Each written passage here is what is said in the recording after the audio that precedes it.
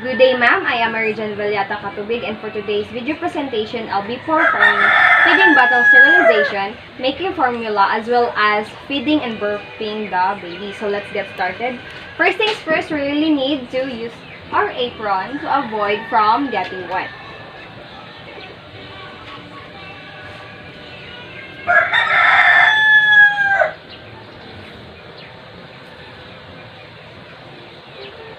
And then after that, it is the time to wash our hands with soap and running water.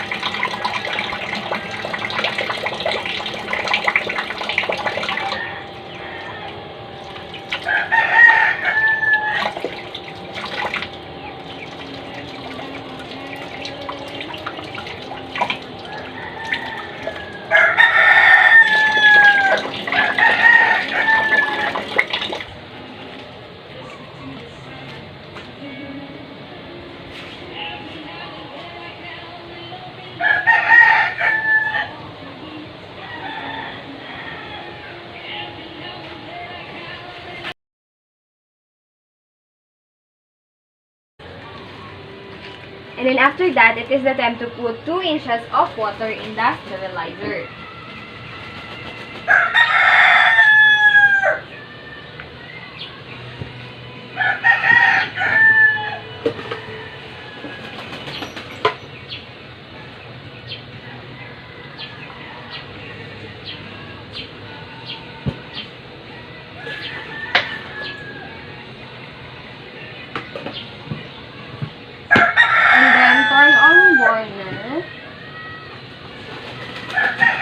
And let it boil. And then after that, it is the time to dismantle our feeding bottle in the basin with soap.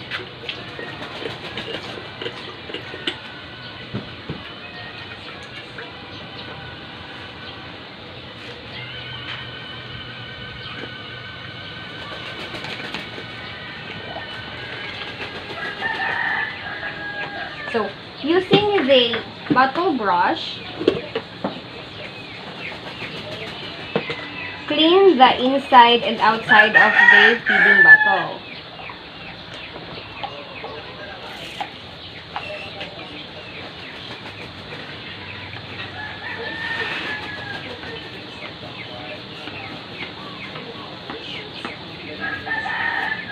And then the neck, using this sponge.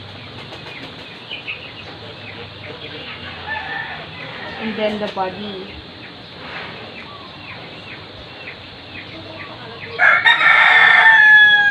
You can also use this nipple brush for the cleaning of the neck of this feeding bottle.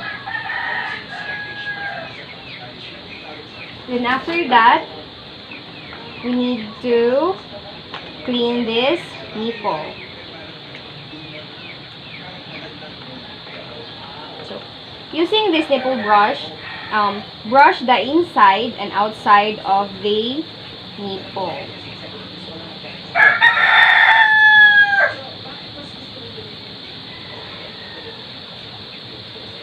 And then check for any obstruction by squeezing the water.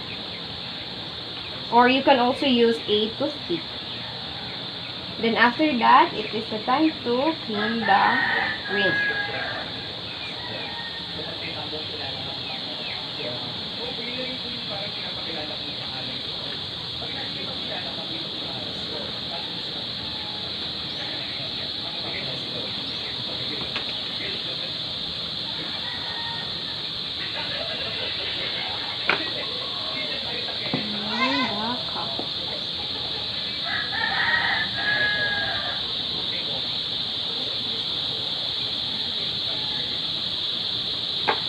And then after that, it is the time to rinse the feeding bottle.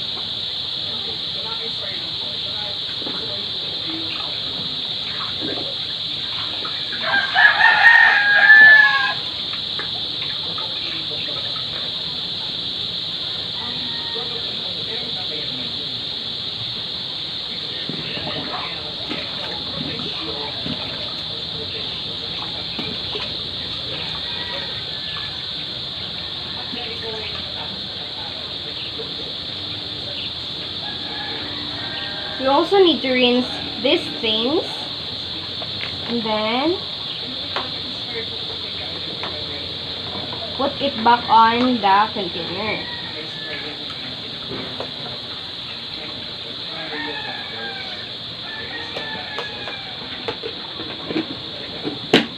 Then after that, put all the parts of the feeding bottle in the sterilizer using the tongue.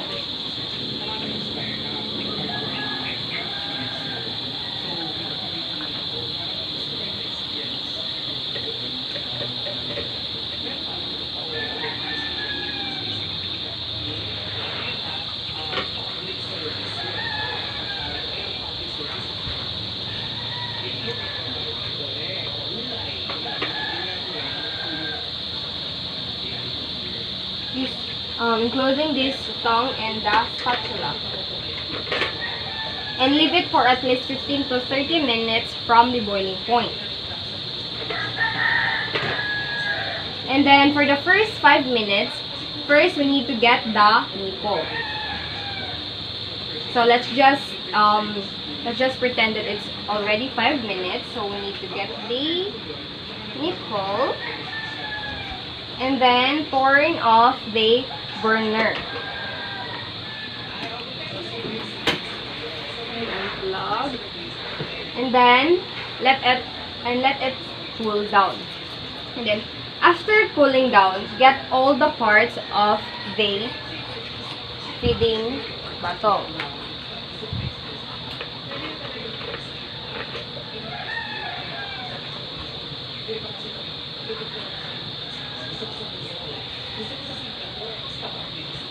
And then after that, it is the time to assemble the feeding bottle.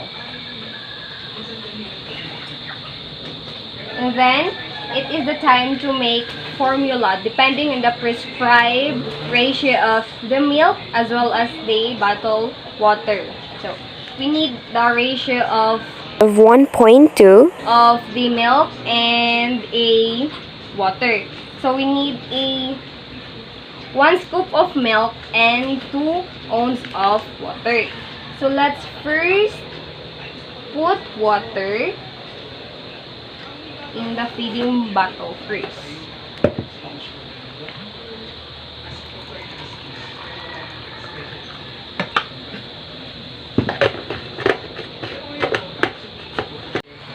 Make sure to measure it in your eye level to ensure the level of the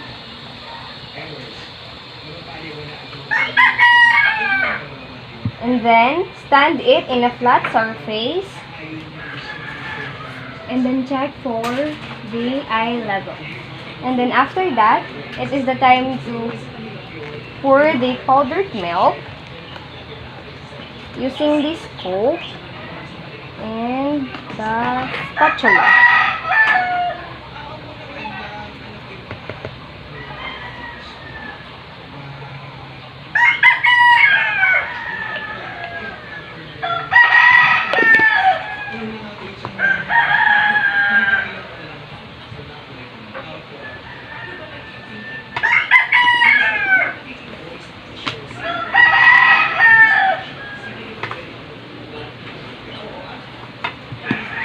And after that, shake well the formula sideways until all the milk is melted.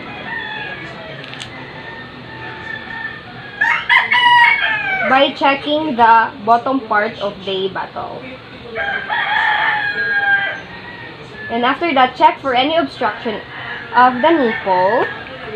And then check the temperature of our milk using your inner wrist.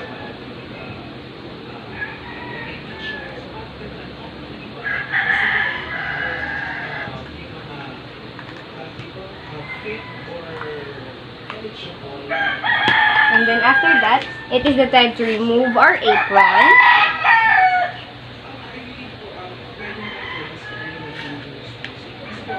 And do hand wash.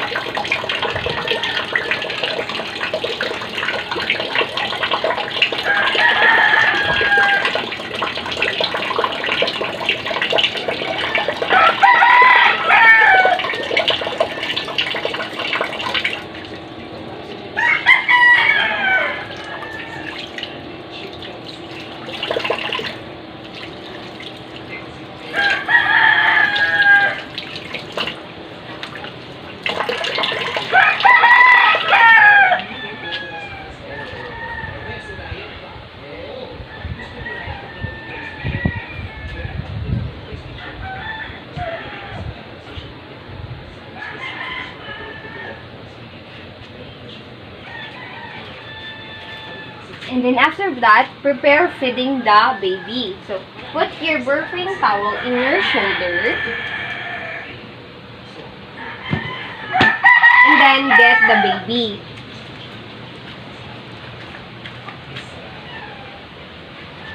Put the bib.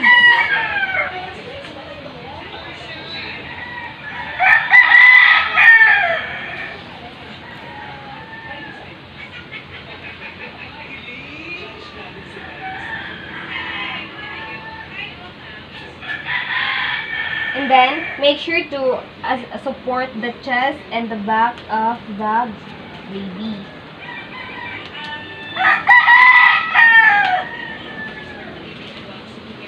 And then, start feeding the baby.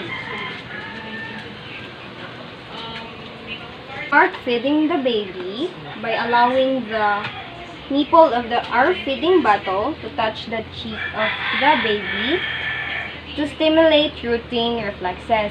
And then position your baby in a semi-counted position.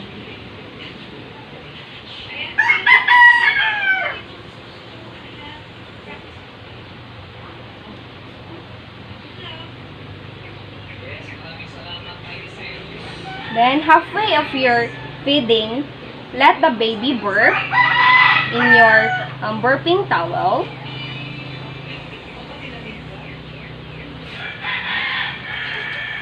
Not to cover the nose and the mouth of the baby.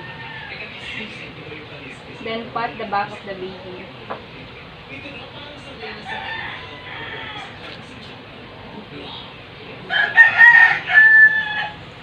And then proceed until all the formula is consumed.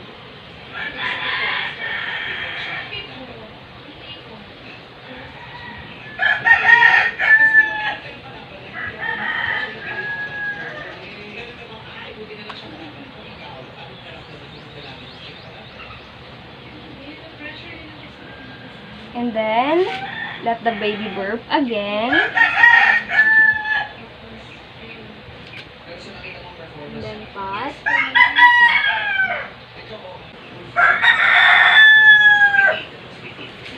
And then after that, check the diaper of the baby. If it is dirty, change it to a new one. And then, dance the baby until she or he will asleep.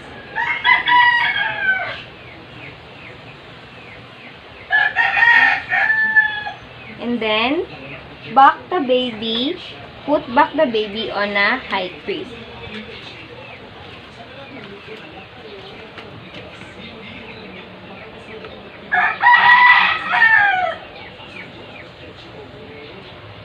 Then, get the bib of our baby.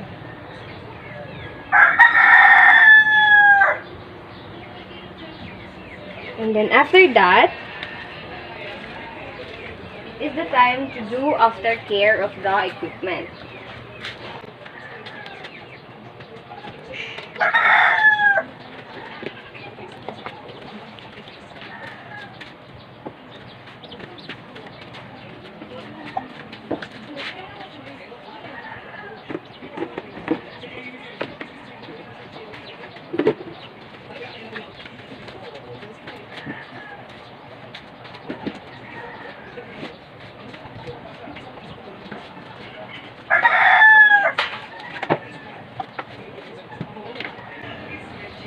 And then after that, do hand washing.